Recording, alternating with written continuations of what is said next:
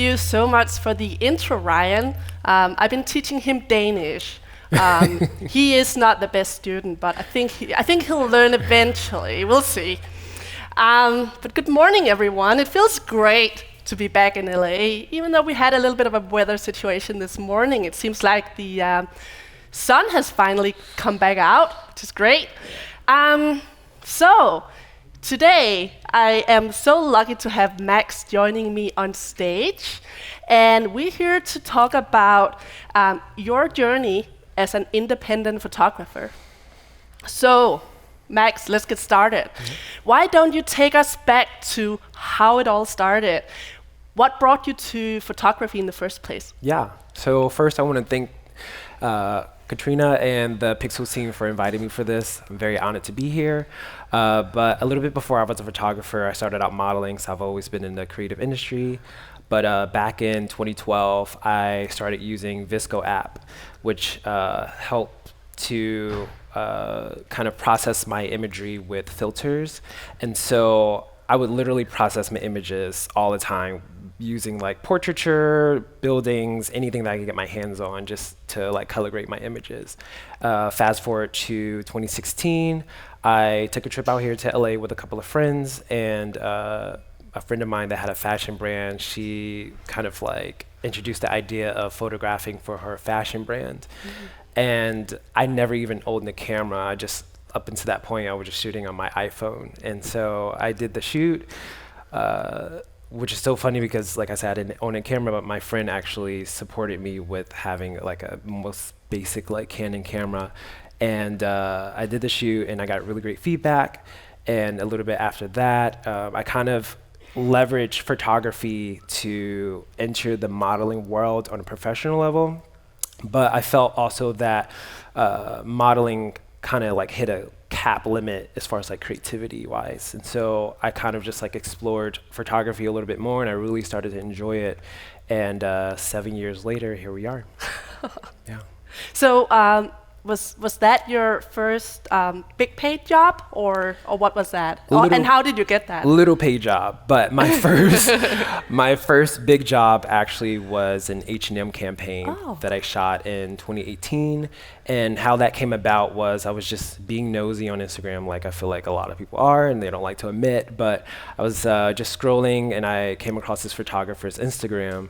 And I looked through his captions to see like who he credited, and I went on this producer's page, and I just like randomly just like liking her images, and like a day later she reached out to me and was like, "Hey, I love your work, like would love to work with you." And usually up until that point, like no one ever like follows up. It's like, yeah, whatever, like you're never gonna like reach out.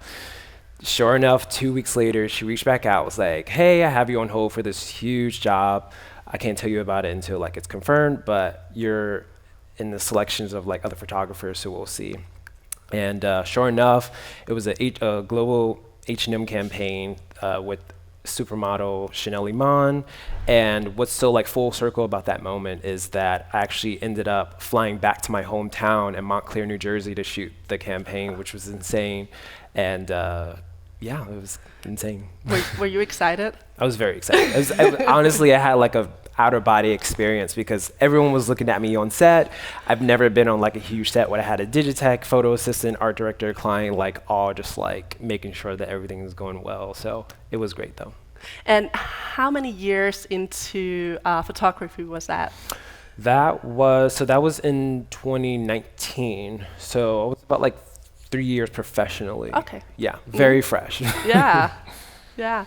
And I know you work with a range of big brands. What are the other big brands that you've been working with, and maybe which one was your favorite and why? Yeah. So Nike, I work a lot of Nike, Puma, Airbnb, Netflix, and St. John's, just to name a few.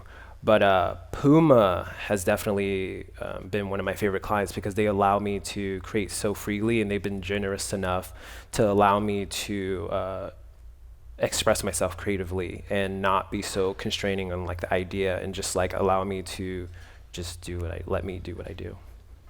It's very cool. Yeah. And talking about letting you do what you do, how would you describe your work? Yeah. I feel like I have a spiritual I added like a spiritual element to my work. I feel like it's interwoven along with human connection as well. This is gonna sound a little bit funny, but I actually did an ayahuasca trip a few years ago. And so I feel like that allowed me to connect with myself on a much deeper level, and also have more access to my creativity. And I feel like, it really gave me insight on human connection, because there's literally no separation. Like, we're all individuals and we all have our unique blueprint, but we're so alike than the surface has us to look at it. And so I feel like connecting with people on a when I'm photographing someone, connecting with them on like a personal level before I photograph them, I feel like the work becomes more synergetic and so effortless after that. So I really do feel like when you look at my work, it's very like emotive, but also like it has that connection to it that you can't really describe, but it feels tangible. All right, so you have a pretty massive following. You have more than 10,000 followers on both on LinkedIn and on Instagram. How have you gone about building that following on both of those platforms? Yeah, I feel like for Instagram, it just came easily. It was just like posting images and just like having the right curated images to tell the story. Mm. With LinkedIn, I started posting on LinkedIn about 2 to 3 years ago with the intention of connecting with clients, but it started to become a little bit more than that. So I really wanted to open up and tell my story. So I remember one of my first posts, it kind of like went viral, and I just pretty much became very like a vulnerable mess, and just was like, I'm a photographer based out here. I really want to connect with people. I don't really feel good about promoting myself. I was a little insecure about my work, which I feel like a lot of creatives are. And the feedback that I got was like, your work is amazing. I want to connect with you. I want to work with you. And so that kind of like spawned and snowballed into what it is today. You also told me about another post that you did, a LinkedIn post that was basically, I think, a rejection letter. Yeah. And I think that did very, very well. What do you think? Why do you think this post resonated so well with your audience? Well, I feel like a lot of people feel when something is authentic, and that post was completely authentic and very real. So I reached out to a client pitching my work, and she pretty much got back to me and said, hey, thank you for reaching out, but I don't think your work is good for our company. And initially it was a gut punch. It was like, I really want to work with this company. I still do want to work with this company. It didn't turn me off to them. But I really do feel like just being transparent about like my journey as a photographer will allow other photographers to be more vulnerable and open. Also, it was kind of like sending out a message, like a hawk to other clients to also be transparent about, creatives reaching out. Cause like, and also I understand like clients are also super busy with just like other tasks at hand on their daily basis, but I do love the opportunity whenever it's possible to be transparent in your work isn't good enough right now, or would love to keep you in mind for other future projects. Let's have a coffee or whatever. Like keeping the conversation going, I think is important. And I'm sure that as a freelancer, as an independent photographer, that's something that everyone has experienced at some point, right? But it may not be everyone who is open to sharing that on a social platform. So I think that's very brave. And I also think it makes really good sense that that's something that resonates well with your audience. Yeah, definitely. Yeah.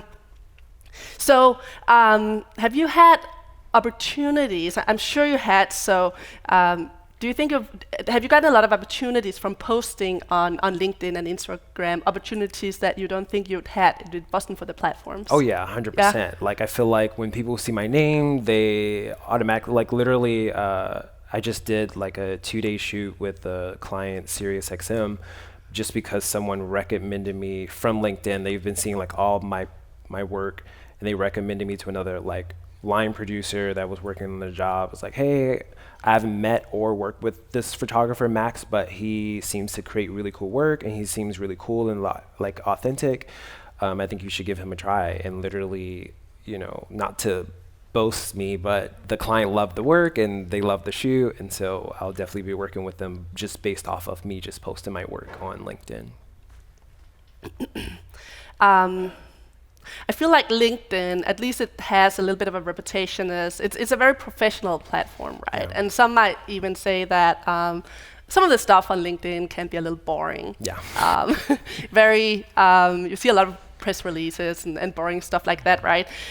So do you think it's a relatively new thing for the creative industry to be on LinkedIn? And do you think as a photographer, it's the next place to find work? 100%. Every photographer that I meet right now, I'm like, you should definitely get on LinkedIn. That's literally where all clients are right now. Like you're literally pitching your work directly to like their news feed. Someone's gonna like it. And then usually when someone likes it, it automatically pops up. It'll be like, Sarah liked Max's images, you know, so you'll see it. And so I feel like it's a direct hit for clients to see like who's out there. And like, I feel like Instagram, your images could kind of get lost in a way, like especially with the Explore page, it really kind of like makes it convoluted in a way. So I feel like LinkedIn now for creatives is the way to go, definitely.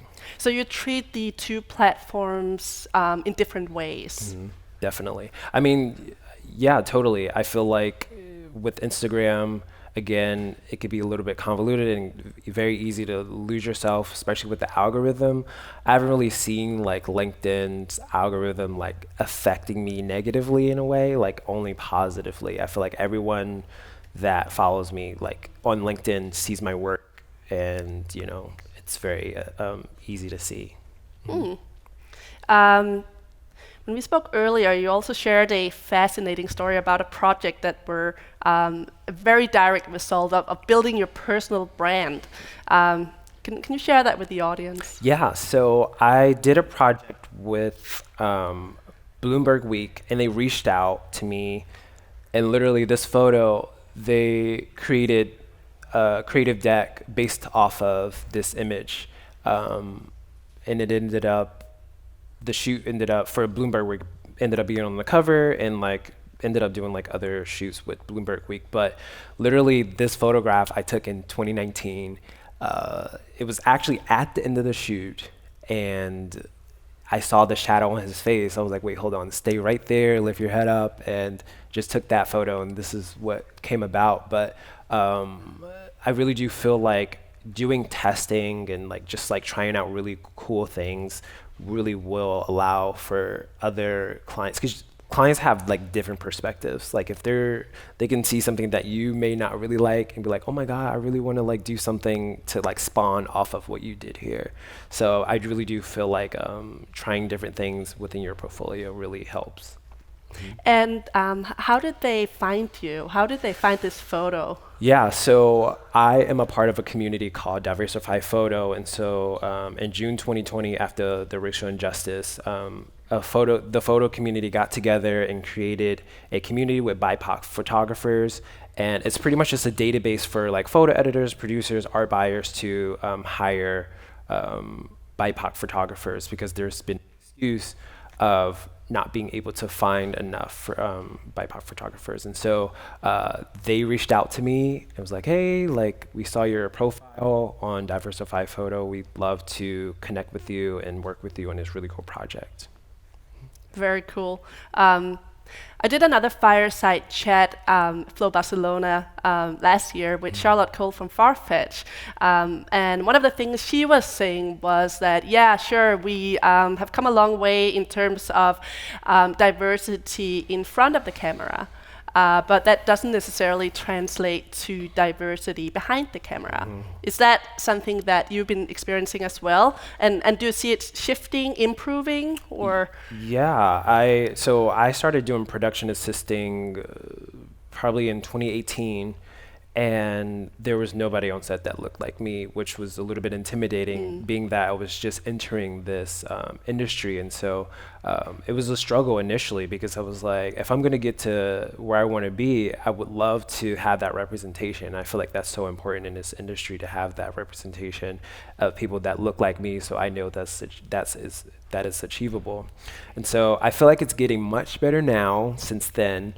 But I feel like the industry definitely has a long way to go as far as like hiring, BIPOC production assistants, set designers, or set assistants, like, that the people behind the scenes for opportunities. So, but I think it is getting much better. And you feel like Diversified Photo has helped with that? 100%. They're very great at championing other creatives to make sure that they're bridging the gap between them and clients.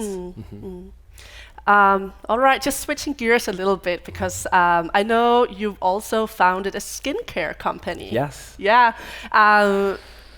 So if you could just tell us a little bit about that, and maybe how you balance your time between photography and that skincare business. Yeah, so I started my skincare. So my skincare company is called Ascension. It's a vegan skincare company rooted in physical and spiritual wellness.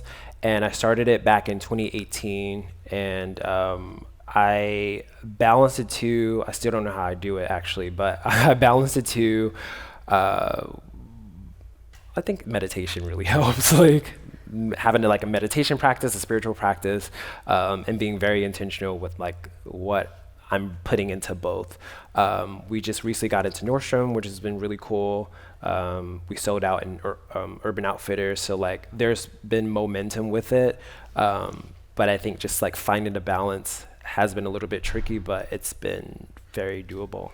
Yeah. How do you even get into Nordstrom's? Yeah, so they actually reached out very randomly. I reached out to them about a year ago and didn't hear back. And so I think with we've been inducted into the 50% pledge, which is led by Aurora James, and they've been championing like BIPOC companies, and that allow for more leverage to connect with more wholesale buyers. So I believe that the Nordstrom buyer saw us on 50% Pledge and just reached out. It's like, hey, we love your products. We'd love to have you at Nordstrom. So they reached out to you. Yeah. Very cool. Yeah. Very cool. How do you distinguish your personal brand from photography, from your company, the skincare company? Yeah. Again, a lot of spiritual work goes into practice with distinguishing, because, also like I myself am a brand as well. So like, making sure that everything kind of like coincides and that it's not too like far off from each other. And, like I said, my photography has that spiritual element, and so does like my skincare company as well. And so, just like making sure that I'm being super intentional about how I'm going about what aligns deeply within myself. I feel like helps. That's cool. And time is running out, but I think we have time for just one more question before we turn it over to the audience. So what's your advice to young creatives who are either just now building their brand or who feel stuck from maybe a creative standpoint? Yeah, I think the biggest advice for me as a photographer is just to shoot as much as you can, because what you'll start to see is the patterns in the work of like, oh, I shoot a lot of shadows, I shoot a lot of like silhouettes, I shoot a lot of like color. So I think shooting as much as possible really helps you to identify what your signature is, and that helps you also in turn to align with the right clients that you want to shoot with. Makes sense. Yeah. Thank you. Thank you. All right, and now I think it's time to turn this over to the audience. So let's see what we got here. Yay, questions.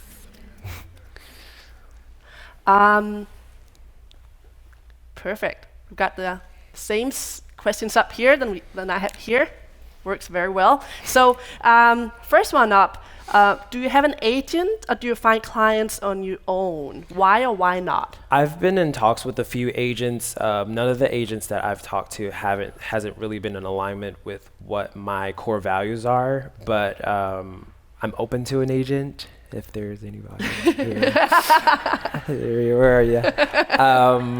I'm very open to it, but I usually find clients on my own. I'm a savage when it comes to like contacting people. Like before I started working with Nike, it took about 4 years of emailing and like consistent like getting in. So yeah, just me. Do you sometimes say no to work if you don't feel like it aligns with who you are and your creativity? Yes. Initially, I was like, just give me the money and sure. But now I've been very intentional and precise about what that looks like now. So yeah. Sure. Next question. How often do you post on LinkedIn and do you have a strategy? It says, what's your strategy? Do you have a strategy for LinkedIn? The strategy is just being authentic and being vulnerable and not being afraid to tell your story. I feel like, seeing what everybody else is posting is very like vulnerable. They're opening up about their story and people want to hear more about that because I feel like, digital media is digital. Like it doesn't really have that human connection, but once you put yourself into like that space, it really allows people to open up to you and you open up as well. But I post about 2 to 3 times a week. Okay. Yeah, that's about it. Yeah. How is your workflow with retouchers when you work with companies? Do you retouch your own photography? I try not to. This is a lot of work. Retouching is a lot of work. When I'm doing commercial jobs, I usually hand it off to like my go-to retoucher. When I'm doing personal work, I retouch, but literally I'll do like little blemish stuff, like little color correction. I love doing color grading. It's like my favorite part of the photography process. Yeah, but most of the time I'm like, no, I don't want to deal with this. So just have my retoucher do it, yeah. As a creative, how do you maintain updating your portfolio while working? That's a really good question. I usually sit down with myself and I get together like a creative mood board, and I'll also align myself with the clients that I want to work with. So like I'll remove or put up new jobs that I've shot that aligns with those companies. And so, like my clients are Netflix, Airbnb, like those kind of like, so I'll have like commercial stuff that aligns with those kind of clients, and Nike, Puma have like fashion editorial stuff that aligns with them. So I'll just sit down with myself on any given day and make sure that I'm aligning myself with those clients. Knowing what you know now, what advice would you give yourself 5 years ago? Oh, I love this question. That's a really good question. I think just shoot as much as possible. Again, you'll literally just start seeing patterns. I remember I was photo interning at a ad agency. At a photo agency, and I was so strung on like having a signature, like finding out what my signature was. And I remember I asked one of the agents like, hey, can you take a look at my work?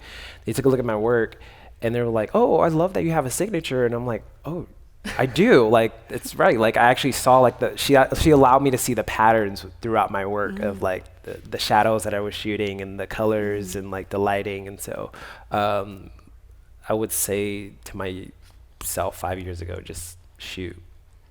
That's it. Shoot more? Just shoot more. Shoot more than you did? Just shoot more. Because I was just a little bit lazy before this. It was like, just shoot. Yeah. Do you have a team that helps you in your processes, or do you do it on your own? And what does that look like? From shoot to shoot, yes, I do have a team, but most of the time I'm usually, my personal projects mostly, I'm on my own with these kinds of things. Okay. I like to like have only my energy input into it because I feel like I'll literally encompass what I set out to do initially. But on commercial jobs, I always have my go-to team that really helps to amplify what I want. So yeah. So that's a team that you worked with before? Yeah. Or yeah. On many work projects with all the time. Mm-hmm, mm-hmm.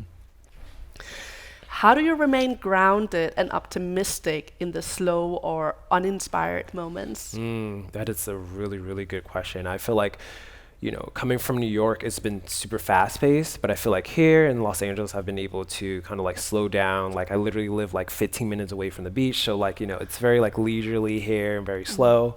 But, I do have my community of people that I go to, and this is going to sound so LA, but like I do my meditations, I go to my sound baths, I do my breathwork classes, like, I have my juice, I eat my stuff, like very LA lifestyle. But honestly, I feel like that really helps to keep me grounded and inspired as well, too. Do you know if Diversify Photo does any outreach or education programs in the BIPOC community to help open the door to the production and photo community? Yeah, they're starting to. They're actually having a conversation about that now. Okay. They actually, if anyone wants to be a part of the Diversify Photo community, they actually do also have a Slack community too. So they have chat rooms about like grant opportunities and photo opportunities in different cities, and it's been super helpful as far as like connecting me with editorial clients that I wouldn't have otherwise connected with. So yeah. And how do you get in touch with them? Do you just reach out, or? So they actually have an application on their website. Okay. So the website is diversify.photo. And if you are a BIPOC photographer, you can apply and you'll be accepted, I'm pretty sure, immediately, and you'll be admitted into their database. Okay. Do you shoot motion as well? How often do you shoot personal, non-client projects, as in tests and collaborations? I don't shoot video that much. I actually directed a short film a few years ago that I'm still sitting on. I have yet to release, but I think that's like part of the creative process, just like knowing where I can like put the video. But sorry, what was the other question? It disappeared. Anyone remember? Oh yeah. As much as I can, like I'll probably do it once or twice a month. I want to do more just because I do have more clients that I'm intentionally wanting to work with. So I really want my work to align with what they've been doing like last season and make sure that it looks familiar for them to be like, hey, like we really love what you did here. We want to work with you. So I feel like I'm getting much better now again at testing. Just got a few more minutes, and I see we have 9 questions, so we're probably not going to get through all of those. So just want to go in and upvote the questions that you really want an answer to. But I'm just going to go with the ones that's highest up here. So, is it challenging to bid accurately for jobs without an agency? I'm thinking specifically about usage issues. Yeah, I've actually been getting much better at bidding. Usually, I used to bid so low, but on the SiriusXM job that I just said, I felt like I bid it pretty well, and I actually went to a huge agency out here in LA, and I told them how much I bid for, and they're like, oh yeah, that's in the price range that you should bid for. So I feel like I'm getting much better at that. And what was the last? She disappeared. Okay. Yeah, I'm getting much better with like usage and everything now that I'm like more acclimated to the industry. Yeah. Usage. I think just like having a conversation with other photographers that has an idea of the commercial realm and like editorial realm. There's also a really great website that I probably can't curse on here, but is actually a curse word in the website address that I'll share with you after. But it's a great resource for photographers to know about usage and fees that photographers should know throughout when bidding on projects. And we've gotten one more here that got 5 upvotes, and it's a good one. How do you keep yourself motivated after rejection, especially starting out? Art is subjective. That's what I keep in mind. Like, and so I know that I shouldn't take it personal, that is just like based off of what they feel like is right for the company. But even with the rejection letter, that allowed me to kind of just like pivot and see what I need to kind of do. I really just transmute that energy into inspiration for me to create. So I don't hold on for it too long. I don't like to. You know, it's hurting me more than it is that person that kind of like rejected me. So I like to transmute that energy into inspiration and creativity to create better work. And I'm sure as a freelancer, you better get used to Oh, rejection, yeah. right? Very Yeah. fast. Yeah. One last one. It got 4 votes, so we gotta get to this one. It's from Noah. Your personal brand versus your photography/skincare brand. Is there a distinct difference in your voice, or are the lines blurred? Is your personal brand an asset? Yes, 100%. I feel like I said, I'm a walking brand as well too. I don't really like saying that, but it's true. People have been telling me that, but I think the lines are blurred because it's literally just coming from me. I don't really have a team with Ascension, my skincare company, or photography. It's just me pouring what I feel like is best. But yeah, no, it's just everything is blurred. Sure, which makes sense. All right, we've got 10 seconds left now. And I think I'm going to use those 10 seconds to ask you all to go into LinkedIn and Instagram and follow Max. Yeah. So thank you very much. Thank you very much, Max. This was a pleasure. Thank you.